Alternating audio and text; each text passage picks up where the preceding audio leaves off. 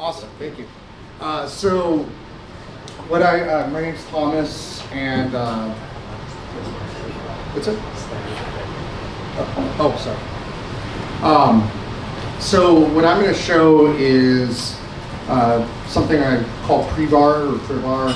I don't know. I haven't decided how to pronounce it, but it's effectively private intelligence. So my background is primarily in enterprise. That's a good name. You like it? Yeah, I like that. ChatGPT, not ChatGPT, Claude came up with it.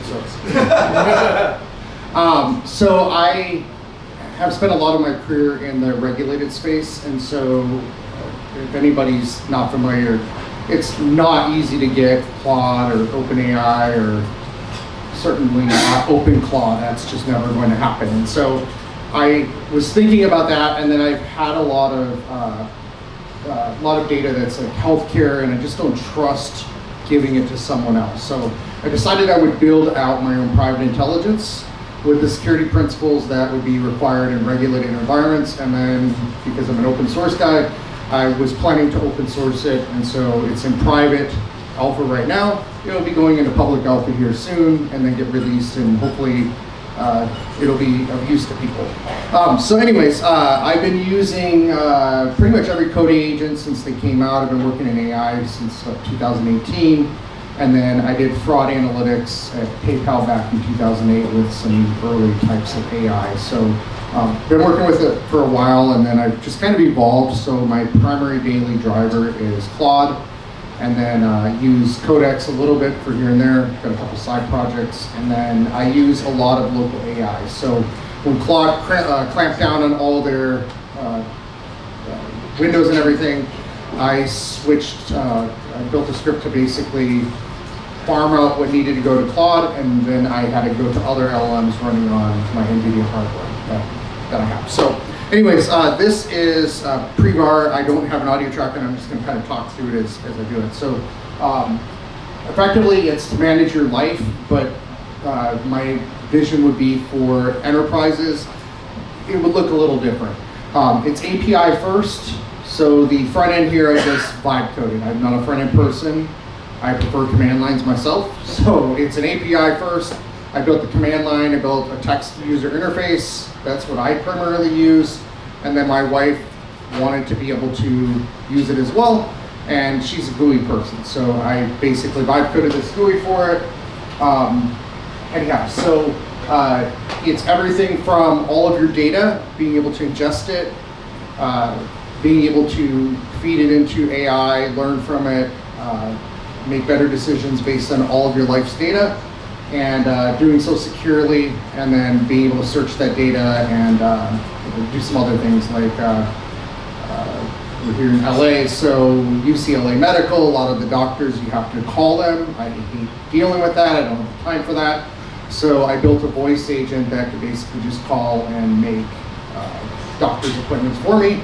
And then if it fails to do so, it falls back to me sending a text message back and forth, converts it to audio, and then speaks it. That I'm not going to demo today, though. That's not quite ready. So effectively what I have is a user interface with kind of a dashboard view, and then the ability to very quickly ask questions. So it supports chat, supports multiple LLMs, and uploading documents. So I can upload documents, I can ingest documents automatically by having it watch folders on my machine. And then I went through and I did a whole agent's infrastructure like OpenClaw. What's different about this is that it is built from a secure principle from the start. It's multiple layers of security, it's all sandboxed. It has credentials that expire very quickly, so credentials aren't persisted. I'm leveraging open source technologies, so I came from HashiCorp, and Vault is kind of the de facto standard. Well, I'm using the free version of effectively Vault, the CNCF version, OpenBao, and that manages all the credentials for me. Certificates, credentials, machine to machine, for unsealing the credentials vault at startup. I'm using, on my Mac, I'm using the Apple Keychain, and then I haven't solved for Linux yet, but effectively allows you to ingest documents and then learn from that knowledge. So ingests it, puts it into a vector database. I'm using Quadrant, but everything's built with services. I started with Python, very quickly shifted to Go, and everything is its own service, so I can secure it and I can meet the security requirements of financial industry, energy, particularly on the government side. So I've spent a lot of time over there, and that's kind of where I've had interest in using this in those types of environments, because they just can't use OpenClaw or NemoClaw or any of these other things. Okay. So after it does documents ingestion, either by looking at a directory or uploading documents manually, then you have the ability to it ingests them and then also puts them into a wiki. So you have a knowledge base that you can go through, you can search, ask questions about. I didn't reinvent the wheel. There are people out there who have basically built that conversion. I just leveraged it. Same with the sandboxing. So I tried not to reinvent the wheel. There are some really great solutions out there for sandboxing, and so I'm using one called from the guy who created SigStore for container security. So doing that. I did set it up initially so it only watches certain types of directories. So you effectively, documents, downloads, that sort of thing. You can configure that. Down the road, I'd probably do more than that. You have the ability to do chatting with it, asking questions about your data. So it's using your data structure as well as the LLMs. I've got a mix of LLMs, general purpose ones, and then because I'm dealing with things like healthcare, I've got some specialized LLMs. And then it returns the results, and then it shows kind of the relevancy to what you've asked. One thing I'm going to pause it for a second and mention is I trained my own, fine-tuned my own LLM. So I took Mistral, fine-tuned it on compliance, and then I open sourced it on Hugging Face. So anybody who has to deal with compliance, you typically have to have experts for that. I've dealt with it for many years. I said, you know what, I'm tired of people asking me questions. And so I open sourced my own version of that.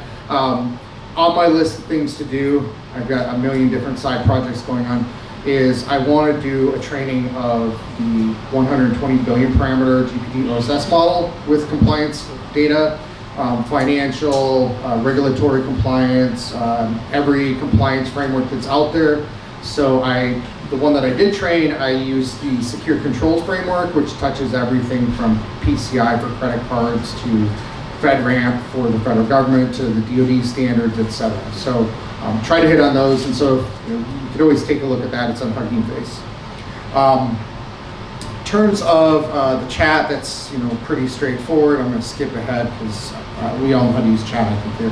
The agents, I think, is more interesting. So agents get spawned. They get spawned in a secure environment. They're very restricted in what they can do. There's about a dozen layers of security now that I built into it. I have backed off some of the security because I had some issues with too much security. But the idea is that agents get spawned. They're in an ephemeral environment, sandbox. If they do something bad, it gets locked down immediately. I've got a graph neural network-based security system that automatically locks things down at different levels. So learns the behavior of the application usage over time. So it's not just rules-based. It's learning continuously. Let's see what else. I have the concept of supervisory agents, so I can have a supervisory agent do something. So as an example, plan me a trip to Italy. Okay. It knows my preferences, it knows my knowledge, it knows where I've already traveled because I've already ingested the information.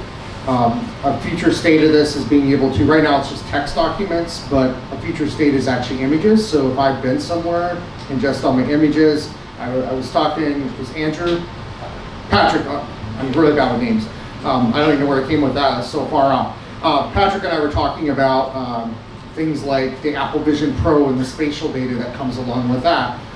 That's something else that I want to be able to build. So there's a lot of spatial data from travels that can then be correlated with pictures and things like that. In terms of the agents running, when they're done, shows them here. If they do something bad, it sandbox blocks it from doing it.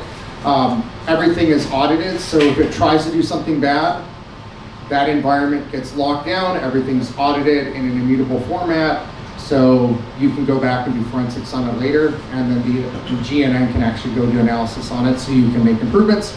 I have different types of supervisors, so the primary one right now that I've been using is more of like an executive assistant, and they farm it out to specialized assistants to go do things like travel planning. You probably saw some of the life domains on here, so things like childcare.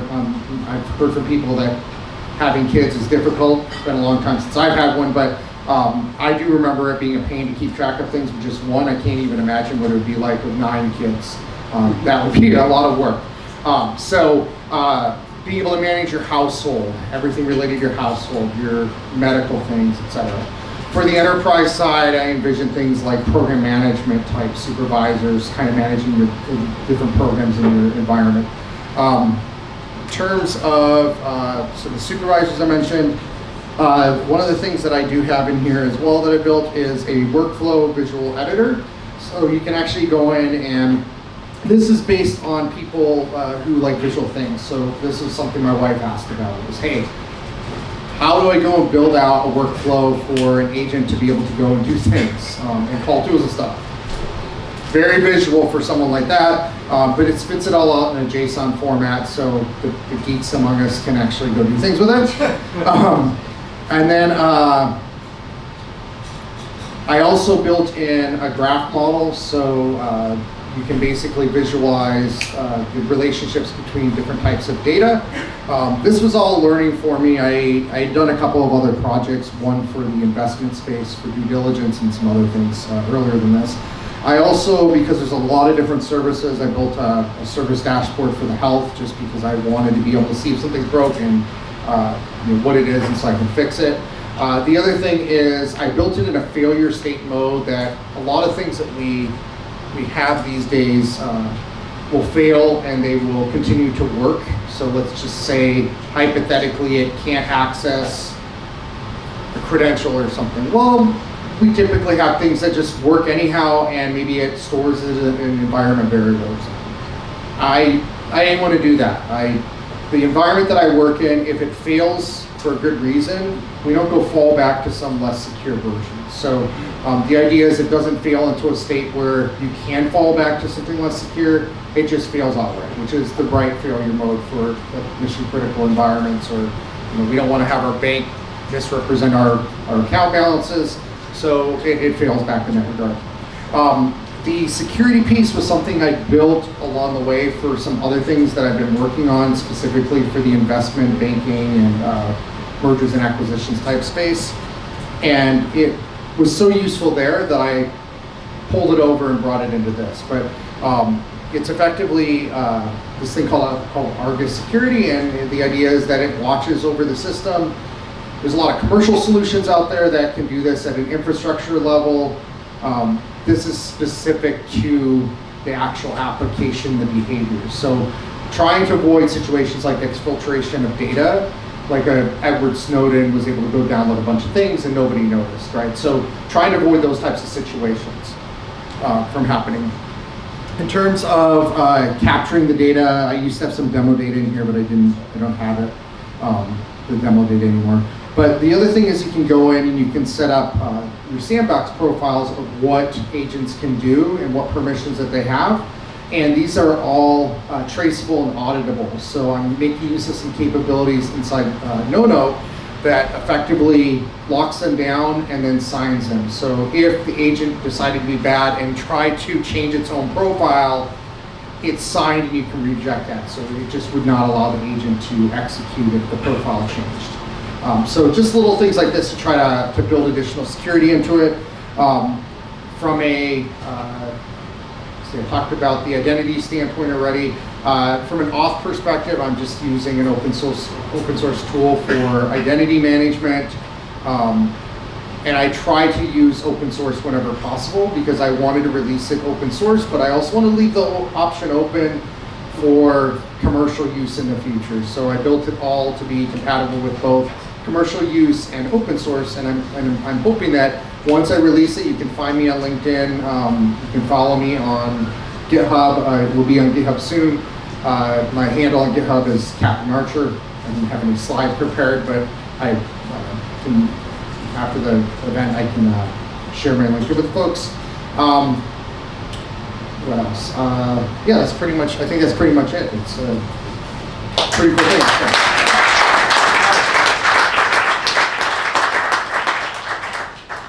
Any questions? We'll start here. Thomas, thank you very much for that presentation. So my question comes down to skills. Or do you have this system built to take raw context to build skills yet, to identify those? Yeah, so there's actually, I didn't even cover it, but there's a whole skills management piece that's part of the public alpha. So it's literally being developed right now. And I'm the sole developer, so so I am working on it, and it is something that I think is very critical. It actually, in the UI, it actually exists today, the framework for it. I've just hidden it so that people don't get confused by it. Yeah. From the data privacy side, you said you run a model locally. Do you have any features like data anonymization for financial or health or other information that you don't have the processing power at home in order to play with those data sets? So I do have pretty substantial processing power at home. I do have to do that sort of thing with smaller models, but I do have a DGX at home, and so I'm able to run the 120 billion parameter models like that. The smaller models I can run on my smaller Apple Silicon devices. I haven't, just to be very transparent, I have not done anything with the financial type of data yet, but when I built the model for the M&A thing that I was working on previously, that does have the ability to do anonymization of the data and work with models that are hosted on larger equipment at, let's say, a private equity firm. Any other questions? Sorry, last two. I'm sorry if you covered this and I missed it, but do you employ any security around skill files or agent files to prevent any prompt injection? Yes, so there's multiple layers of that. I would share the details, but I'm in some discussions with a potential acquirer, so can't share them at this moment. But yes, I do have that, and the skill files are all signed as well, and there's different layers of signing. So they can be signed by the owner, which is just me. I'm a single person band right now. But they could be also signed by the community, or they could be signed by an individual, and then the levels of trust are a little different between those. So you can say, I only want skill files that are signed by the owner of the project, right? And then nothing else will be able to be used. Or you can say, I want only things I sign, right? Or you can open up to the community, and there's different levels of trust. Hey, great presentation. You mentioned that you wanted to train GPT OSS on compliance data. I wanted to ask why you want to do that, and what's the advantage over using like RAG or another system? So I've worked in that particular space with regulatory data with RAG for a number of years now. I started with a startup about 3-4 years ago in the legal space. And I hit a lot of limitations with RAG because there are just so many regulations and they can be extensively logged, and so you end up missing something, right? So the first one I trained on was a subset of data from the SEC, along with all the regulations in security controls framework. I say a subset because I'm a single person with not a lot of money, so I didn't have the funds to go do out in the cloud where storage is pretty much unlimited, or GPUs are available. I'm operating off a small NVIDIA box and a couple of Apple Silicon and a couple SSD drives. So I wasn't able to do it at a level up beyond like a 7 billion parameter model, and even that took about a week to fine tune it on a subset of data. If I really want this to be a good model that people can use for like financial businesses, legal environments, that sort of thing, then I really need it to be trained on a larger set of data. And so in order to do that effectively, I believe that I need a larger model. Maybe it's not the 120 billion parameter GPU OSS, But I do see limitations in Mistral 7B, which is what I use to train the first iteration of this. But the way I look at it right now is it's more for you to have a chat with about what you need to do in your product to make it compliant, as opposed to being the end-all, be-all source. It's kind of a replacement for me, so I don't give up questions. Thank you so much. Thank you, Thomas.